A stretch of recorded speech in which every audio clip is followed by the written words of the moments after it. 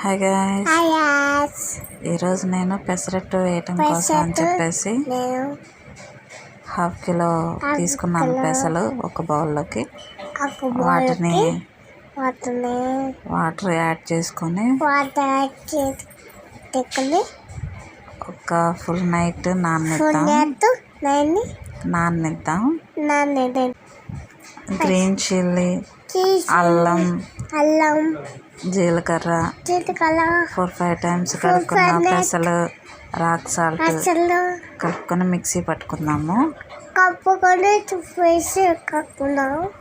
Next ఇప్పుడు వచ్చేసి pan heat చేసుకున్నాము. దాన్ని ఆనియన్తో రుద్దుకొని అయిపోయిన తర్వాత మనం పెసరట్టు వేసుకుందాము. ఇలాగా అన్నీ కలిపి మిక్సీ పట్టుకోవటం వల్ల మనకి చట్నీ అనేది కూడా అవసరం ఉండదు.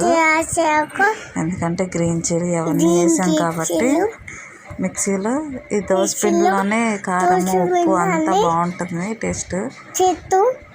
సో ఒకసారి ఎప్పుడైనా ఇలా ట్రై చేయండి.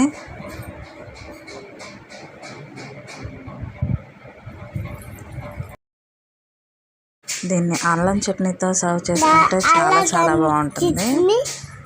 నచ్చితే లైక్ చేయండి, షేర్ చేయండి, సబ్స్క్రైబ్ చేసుకోండి. Thank you.